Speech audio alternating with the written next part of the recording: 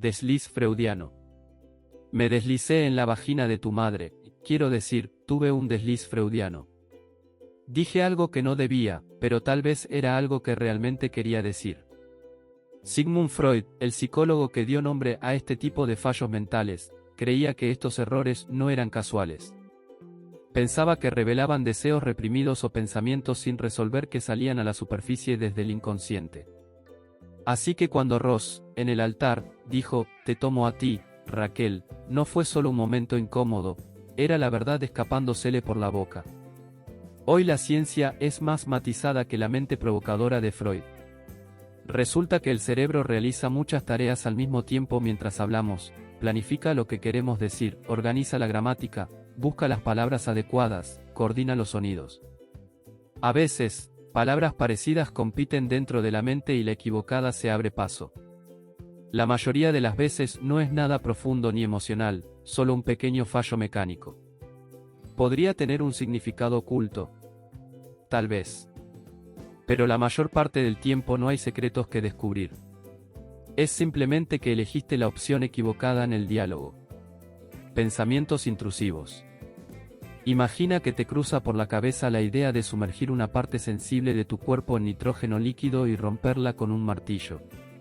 O que de pronto imaginas clavar un tenedor en tu brazo y girarlo como si fueran espaguetis. O que vas caminando por el control de seguridad del aeropuerto y se te ocurre decirle a la gente: "No seas un héroe". No son chistes. Son pensamientos intrusivos que la gente comparte en Internet. Un pensamiento intrusivo es un error del cerebro, una irrupción no deseada que entra sin permiso. Suele ser algo cruel, absurdo o gráfico, que aparece de manera instantánea y sin filtro. Llega a la mente, pero se siente tan ajeno a ti que parece venir de otro lugar. Porque en el fondo, sabes que nunca lo harías. Para la mayoría de las personas, el pensamiento llega y se va. Resulta raro, y luego se disuelve. Pero para algunas, especialmente quienes sufren trastorno obsesivo-compulsivo, no se siente como un fallo pasajero. Se siente como una orden. Hazlo. No quieren seguir la orden, pero su cerebro no suelta la idea. Intentan resistir, reprimir, luchar, y eso solo la hace más fuerte. Cumplir con la compulsión reduce momentáneamente la ansiedad, pero cada repetición refuerza el ciclo, fortaleciendo el impulso de volver a hacerlo. El pensamiento intrusivo se convierte en un invitado permanente. Hay una salida, aunque parezca ilógica. No luches contra el pensamiento. Déjalo estar. Los estudios demuestran que cuando se acepta sin resistirlo, pierde fuerza, disminuye el miedo y el ciclo se rompe. Es fácil meter una bombilla en la boca, pero imposible sacarla sin romperla. Ahora respira. El pensamiento pasó. Y no significó nada. Fallo de constancia del color. ¿De qué color es este vestido? ¿Negro con azul o blanco con dorado? En el año 2015, este vestido se volvió viral y dividió Internet. El equipo azul y el equipo dorado estaban convencidos de tener razón. Pero la manera en que ves el vestido depende del tipo de luz que tu cerebro cree que hay alrededor. Si tu cerebro asume que el vestido está en la sombra, lo ves negro con azul. Si cree que está bajo la luz del sol, lo ves blanco con dorado. Eso se llama fallo de constancia del color, un error cerebral que está detrás de muchas ilusiones ópticas.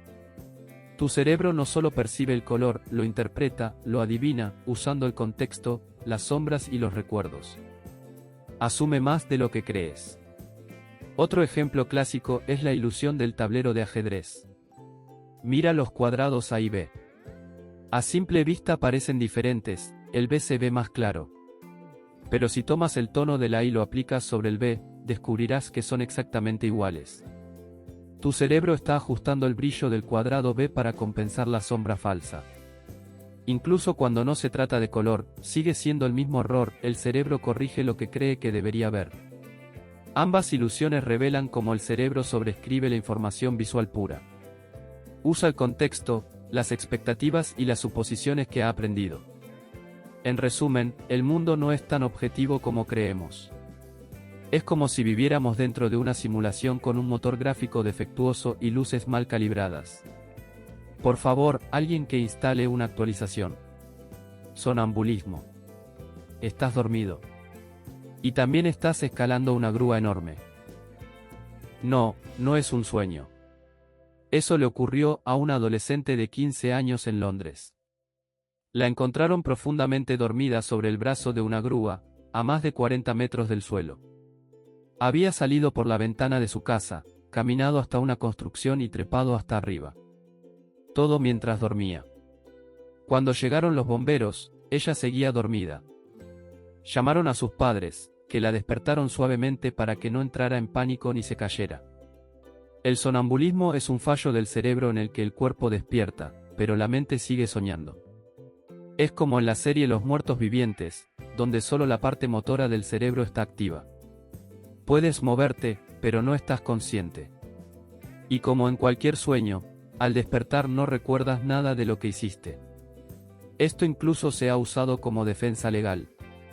El 2 de junio de 1988, un hombre llamado Burgess atacó a su amiga Katrina Curtis. Ella dormía en un sofá y despertó cuando Burgess, presuntamente sonámbulo, la golpeó en la cabeza con una botella. Cuando la tomó del cuello, ella alcanzó a decirle, «Te amo, Bar». Eso lo sacó del trance. Paró, la soltó y llamó a una ambulancia. El tribunal de Bristol lo declaró no culpable por motivo de automatismo insano. Así que, si alguna vez te descubres haciendo algo ilegal, ponte el pijama y llama a la policía. Síndrome de cabeza explosiva. Tranquilo, tu cabeza no va a explotar. Todo está en tu mente. Y sí, ese es justamente el problema. Cuando estás a punto de quedarte dormido, el cerebro te lanza un ruido imaginario tan fuerte que parece un disparo o una explosión. Puede sonar como un estallido, un portazo, un trueno o un choque de platillos. El sonido no es real. Nadie más lo oye. Pero aún así puede ser una experiencia aterradora. Algunos investigadores creen que se trata de una pequeña descarga eléctrica en el sistema sensorial. Otros apuntan a la formación reticular, una zona del tallo cerebral que controla el paso entre vigilia y sueño. Nadie sabe exactamente por qué ocurre. La buena noticia es que es inofensivo. Puede asustar, pero no daña. Solo es tu cerebro probando su propio efecto de sonido antes de dormir. Síndrome de vibración fantasma. Sientes que tu teléfono vibra en el bolsillo, pero no lo hizo. Incluso tu teléfono sabe que estás soltero, pero jurarías haber sentido esa vibración. Bienvenido al síndrome de vibración fantasma, una ilusión que tu sistema nervioso genera sin razón. Y sí, es real. Un estudio realizado en la Universidad de Kurukshetra, en la India, entrevistó a 300 estudiantes de posgrado y descubrió que el 74% había experimentado vibraciones o timbres imaginarios. Yo mismo hice una encuesta, y de 500 personas, el 44% dijo sentir esas vibraciones con frecuencia o de vez en cuando. Nuestros teléfonos se han vuelto tan parte de nosotros que son una extensión del cuerpo. Como una pierna fantasma puede picar, un teléfono fantasma puede vibrar. Los científicos creen que se debe a una mezcla de condicionamiento psicológico y confusión sensorial. El cerebro interpreta movimientos de la ropa, contracciones musculares o pequeños cambios de presión como señales del teléfono. Y como revisamos el dispositivo cientos de veces al día, el cerebro decide, seguro es un mensaje. Y reacciona. Pero no hay mensaje. Y no hay amor. Solo el hábito de esperar algo que no llega. Saciedad semántica. Cualquier palabra suena extraña si la repites 100 veces. Toro, toro, toro. Así fue como aprendí sobre la saciedad semántica, un fenómeno psicológico en el que repetir una palabra o frase hace que pierda temporalmente su significado. Semántico significa relacionado con el significado, y saciedad significa estar lleno. El psicólogo León Jakubowicz acuñó el término en 1962, en su tesis doctoral. Realizó experimentos en los que las personas repetían una palabra en voz alta durante varios segundos y luego debían realizar una tarea sencilla con ella, traducirla, agruparla o usarla en una operación matemática. En todos los casos, la repetición hacía que empeoraran. No de forma drástica, pero lo suficiente para mostrar que el cerebro empezaba a desconectar. La palabra se volvía ruido de fondo. Dejaba de sentirse como una palabra real. Jakubowicz propuso que, cuando repites una palabra muchas veces, las neuronas encargadas de procesarla se saturan, como un botón que se queda atascado. Otros científicos creen que el fenómeno ocurre incluso antes de que el cerebro llegue al significado, la señal se atasca de entrada. Algunos piensan que no tiene que ver con la repetición en sí, sino con el cansancio de la atención, o con que el cerebro intenta predecir la siguiente palabra y se vuelve perezoso. Sea cual sea la explicación, el resultado es el mismo: repites una palabra demasiadas veces y de pronto parece venir de otro planeta. Puedes probarlo con cualquier término. Di plan una y otra vez, plan, plan, plan. De pronto deja de tener sentido. Así que sí, las palabras y el significado son frágiles. Y no es filosofía, es biología. El lenguaje también puede fallar. Efecto del umbral. Entras en una habitación y de pronto olvidas por qué fuiste. Te quedas quieto en la puerta, mirando al vacío, como un personaje de videojuego que perdió la misión. Ese fenómeno se conoce como efecto del umbral, y es un fallo del cerebro en el que cruzar una puerta hace que se borre temporalmente lo que tenías en mente. Está comprobado y es real. Se ha estudiado en laboratorios de realidad virtual y también en pasillos reales. Cruzar un límite, físico o mental, hace que el cerebro actualice la información del entorno, como si abriera un nuevo archivo. En otras palabras, nueva habitación, nuevo objetivo. La ciencia aún no sabe con precisión por qué ocurre. Algunos investigadores creen que podría ser un mecanismo de supervivencia heredado de nuestros ancestros, una especie de reinicio mental para mantenerse atentos ante posibles peligros al entrar en un nuevo lugar. Así que la próxima vez que olvides lo que ibas a hacer, no te alarmes.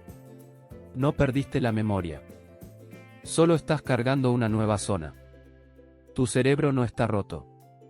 Solo es curioso, complejo y a veces, un poco torpe. Y, si lo piensas bien, eso es precisamente lo que lo hace fascinante. Gracias por escuchar. Ahora atraviesa una puerta, y olvida todo lo que acabo de contarte. Adiós.